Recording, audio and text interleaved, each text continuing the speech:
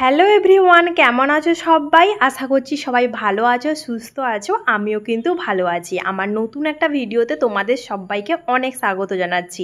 Title and thumbnail দেখে তো বুঝেই গেছো আজকের ভিডিওটা কিসের উপরে। তো হ্যাঁ, আজকে আমরা যাচ্ছি আসামের চায়ের বাগান দেখতে। অনেক দিন এখানেই আছি কিন্তু যাওয়া হয় না।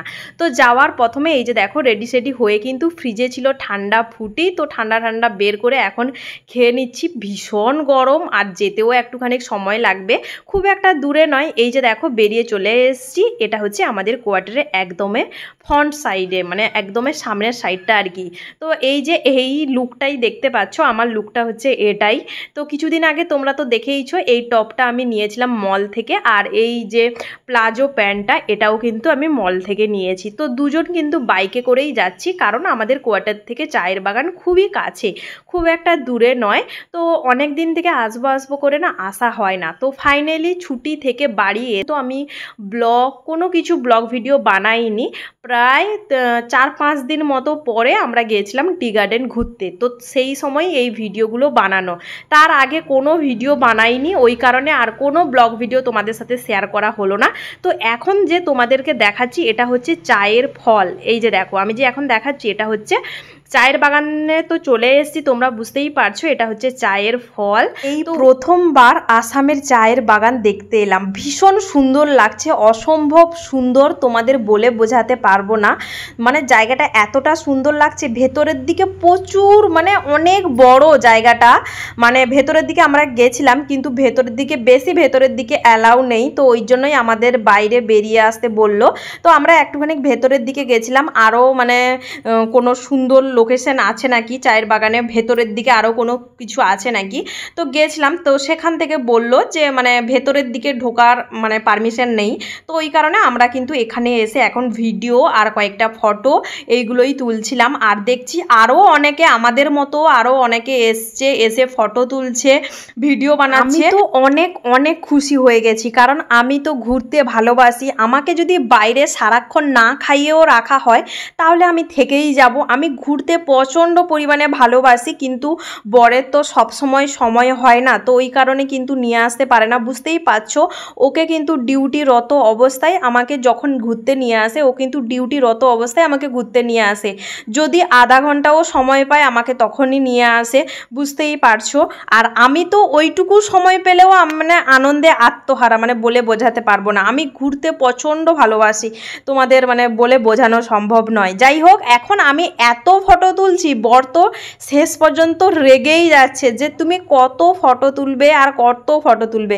তো এই যে দেখো দুজনের মানে ঢং আর করা শেষই হচ্ছে না, কি বানাবো খুঁজেই পাচ্ছি না, কেমন ভিডিও বানাবো। আর কেউ তো ক্যামেরাম্যান নেই যে ভিডিও বানিয়ে দিবে, ওই কারণে দুজনই এইভাবে পাগলামি করতে শুরু করে দিয়েছি। যাই হোক, অনেক ফটো তোলা হয়েছে, অনেক ভিডিও বানিয়েছি। তো এখন বেরিয়ে যাচ্ছি চায়ের বাগান থেকে, কারণ সন্ধে নেমে আসবে আর একটু পর, মানে নেমে প্রায় এসছে। ওয়েদারটা দেখে বুঝতেই পারছো। আর আমরা যেদিন গেছিলাম সেদিন রোদ ছিল না। আর আমার বরের কাণ্ড দেখো, ইয়ার কি মারছে আমার সাথে। একটা জিনিস তোমরা বুঝতে পারো কিনা বলতে পারবো না, আমার আর আমার বরের বয়স কিন্তু সমান সমান। অনেকে বলে, কথায় বলে অনেকে যে সমান সমান বয়স হলে নাকি প্রচুর ঝগড়াঝাটি হয়, অশান্তি হয়, সংসার টিকে না। অনেকে বলে, আমি যখন প্রেম করতাম বা আমরা দুজন যখন প্রেম করতাম তখন কিন্তু অনেকে বলতো, কিন্তু বিশ্বাস করো বাট আমাদের মধ্যে ওই রকম কোনো ঝগড়াঝাটি হয় না। হ্যাঁ, ঝগড়াঝাটি টুকটাক সবারই হয়, সংসারে ঝগড়াঝাটি হবে না, স্বামী স্ত্রী হয় টুকটাক, কিন্তু খুবই কম। ওই রকম নয় যে দুজনই অবুঝ, ওই রকমটা একদমই নয়। আমাদের বিবাহিত জীবনও হতে যায় প্রায় 6 বছর হবে, এইবার পূর্ণ হবে 6 বছর। কিন্তু বিশ্বাস করো, আবার তো আমাদের মানে লাভ স্টোরি তো অনেক দিনের, অনেক অনেক মানে আমাদের ভালোবাসার তো অনেক মানে প্রায় দুটো একসাথে মিলিয়ে 13-14 বছর হতে যায় হয়তো। যাই হোক মানে বলবো আমাদের মধ্যে ওই রকম ঝগড়াঝাটি অতটা বেশি হয় না। তো যাই হোক এখন কিন্তু চলে এসেছি চায়ের বাগান থেকে এসে এই যে দেখো আজকে না খাসির মাংস খেতে ইচ্ছে করছে, তো ওই কারণে কিন্তু খাসির মাংসের দোকানে চলে এসেছি। আমার বর তো খায় না, তো ওই কারণে অল্প করেই নিব আমার জন্য। আর বর খায় না বলেই না খুব একটা খাওয়া হয় না, কারণ আমি একা একা খাবো ভালো লাগে না, তো ওই কারণে খুবই কম আনা হয়। তোমরা প্রায় দেখতে পাও না হয়তো আমি খুব একটা যে খাসির মাংস আমার মানে রান্না হয় আমার বাড়িতে বলো আর এখানে বলো খুব একটা যে রান্না হয় ওই রকমটা নয়, কারণ আমার বর খায় না। শ্বশুর বাড়িতে তো অনেকেই খায় না, বাবার বাড়িতে যাই হোক সবাই খায়, কিন্তু আমার শ্বশুর বাড়িতে কেউ খায় না। জানি অনেকে হয়তো রেগে যাচ্ছ, কারণ ব্লগ ভিডিওগুলো অনেক দিনের আগের বানানো, তো অনেক লেট করেই পোস্ট করছি। কি করব বলো, আমার শরীরটা একদমই ভালো নেই আগের মতো, আমি কখন ভালো কখন খারাপ, তো এই কারণে কিন্তু যখন ভালো থাকি তখন এডিটিং করে মোটামুটি তোমাদের সাথে শেয়ার করার চেষ্টা করি। একটু ম্যানেজ করে নিও প্লিজ, পাশে থেকেও সবাই, এইটুকু আমি আশা করব। তো আমার যখন শরীর ঠিক থাকে তখন কিন্তু আমি তোমাদের সাথে টুকটুক করে এডিটিং করে শেয়ার করার চেষ্টা করছি। যাই হোক আমি পুরনো ভিডিওগুলো এডিটিং করে পোস্ট করার পর আবার আমি নতুন ভিডিওগুলো যখন শুরু করব তখন তোমরা তো নিশ্চয়ই বুঝেই যাবে যে নতুন ভিডিওগুলো যে পাচ্ছ।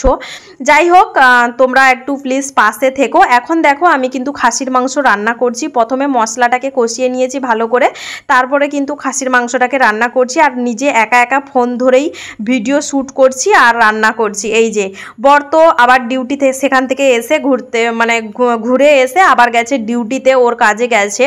ও আস্তে আস্তে আমার রান্না কিন্তু হয়ে যাবে। তো যাই হোক চলো ভিডিওটা আমি এখানেই শেষ করছি। ভিডিওটা তোমাদের কেমন লাগলো অবশ্যই কমেন্ট করে জানিও। আর এই যে দেখো রান্না কিন্তু কমপ্লিট হয়ে গেছে, কিন্তু আজকে বাড়িতে খাবে না, ও খেয়ে চলে এসছে, কারণ ওদের পার্টি ছিল আর আমি একাই ওই জন্যই বসে পড়েছি খেতে। ওকে বললাম একটুখানি ভিডিও করে দাও, আর আমি খাইনি, বসছিলাম, কারণ মাংসটা রান্না করতেও লেট হলো, একা একা সমস্ত কিছু গুছিয়ে রান্না করলাম। বর তো চলে গেছিলো, বললামই তোমাদেরকে যে ও চলে গেছিলো ডিউটিতে বলতে ওদের আজকে পার্টি ছিল, তো চলে গেছিলো। যাই হোক চলো ভিডিওটা আমি এখানেই শেষ করছি। ভিডিওটা তোমাদের কেমন লাগলো অবশ্যই কিন্তু কমেন্ট করে জানিও। আর যারা ফেসবুক পেজ থেকে দেখছো এখন ভিডিওটা, অবশ্যই পেজটিকে ফলো করে পাশে থেকো। চলো টাটা।